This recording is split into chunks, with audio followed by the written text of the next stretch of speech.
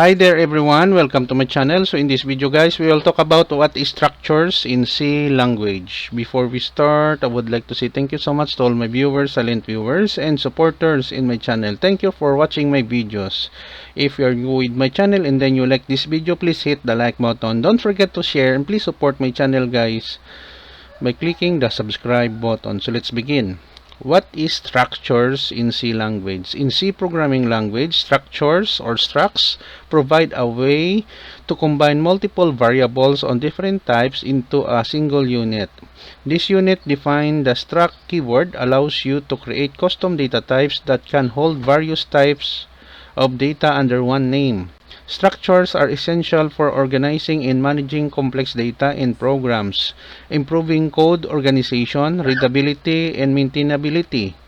They enable you to group related data together, making it easier to work with and manipulate data in a structured manner within your programs. Okay guys, so this is the end of my report on what is structures in C language. Thank you so much for listening and watching. If you like this video, please hit the like button. Don't forget to share and please support my channel guys if you are new by clicking the subscribe button. See you in the next video tutorial guys. This is your friend Jack saying bye bye for now.